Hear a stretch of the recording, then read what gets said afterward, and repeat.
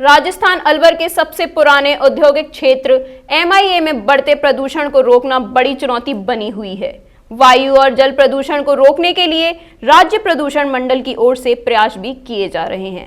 सड़कों से उड़ने वाली धूल को रोकने के लिए एयर पोल्यूशन कैंपिंग और सड़कों पर फुआरा युक्त छिड़काव किया जाता है, जिससे सड़क से उड़ने वाली धूल मिट्टी नीचे दबी रहती है। इसके अलावा फैक्ट्रियों से निकलने वाले लाखों लीटर गंदे पानी की समस्या सीईटीपी प्लॉट इंस्टॉल नहीं होने से बनी हुई है, जिससे प्राचीन हंस सरोवर बाध्य रूप से प्रदूषित हो गया है। वहीं आसपास के ग्रामीणों की जमीन भी खराब होने लगी है। इस स्थिति के मद्देनजर राज्य प्रदूषण मंडल के क्षेत्रीय अधिकारी शरद सक्सेना की ओर से प्रयास किया गया है। मंडल मुख्यालय में हमारे इंटर डिपार्टमेंटल मीटिंग हुई थी, जिसमें रीको, डीआईसी और पोल्यूशन कंट्रोल बोर्ड के अधिकारियों ने भाग लिया था।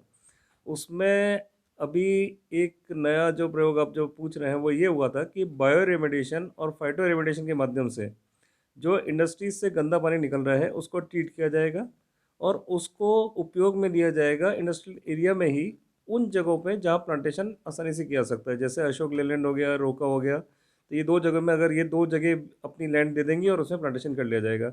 अब इससे फ़ायदा ये है कि जो हंस सरोवर डैम के अंदर जो पिछले कई वर्षों से पानी जा रहा था वो पानी रुक भी जाएगा और उसकी बरसात वर्षा ऋतु के अंदर उसकी क्वालिटी अच्छी भी हो जाएगी।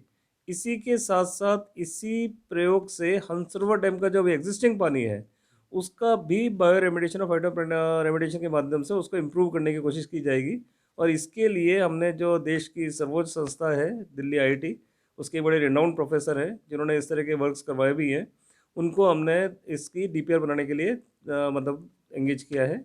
बेसिकली एंगेज हाँ, पोल्यूशन कंट्रोल बोर्ड तो नहीं कर रहा है, बट ये सारा काम कर रही है इंडस्ट्रियल ऑर्गेनाइजेशन खुद ही। ये ही इसका सारा पेमेंट करेगी, गवर्नमेंट के ऊपर इसका कोई अलग से खर्चा नहीं आएगा।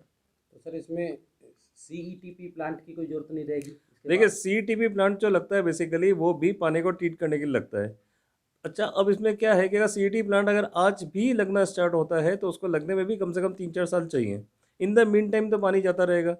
तो हम कोशिश ये कर रहे हैं क्योंकि ज़्यादातर इंडस्ट्रीज़ ज़ीरो डिस्चार्ज लेवल पे ऑलरेडी आ चुकी हैं, तो वो सीईटीपी के लिए जाने के लिए इच्छुक नहीं है। अब जो भी इंडस्ट्री बच गई हैं या जो भी पानी अभी निकल रहा है उसके लिए अगर इस तरह से व्यवस्था हो गई तो सीईटीपी जाने की ज़रूरत नहीं पड़ेगी। इसके साथ साथ जो टोटल वेस्ट वाटर निकल रहा है वो भी क्वांटिटी इतनी नहीं है कि उसके लिए सीईटीपी अलग से इंस्टॉल किया जाए। जी, तो ये कब तक प्रोजेक्ट का काम देखिए शुरू हो अभी इस जाएगा? प्रोजेक्ट का डीपीआर स्टार्ट होगी इसकी, तो करीब 3 महीने इसकी डीपीआर में लगेंगे उस मतलब जो प्रोफेसर जो आईआईटी के हैं उनके हिसाब से। उसके बाद ये काम शुरू हो जाएगा। तो राजस्थान में पहला प्रयोग है ये। हाँ, हमारी नॉलेज में अभी तक राजस्थान का ऐसा कोई प्रयोग और नहीं हुआ है। इसके तहत जैविक और पादप द्वारा जल शोधन पद्धति से कार्य किया जाएगा। प्रातः दर्पण न्यूज के लिए दीक्षित कुमार की रिपोर्ट।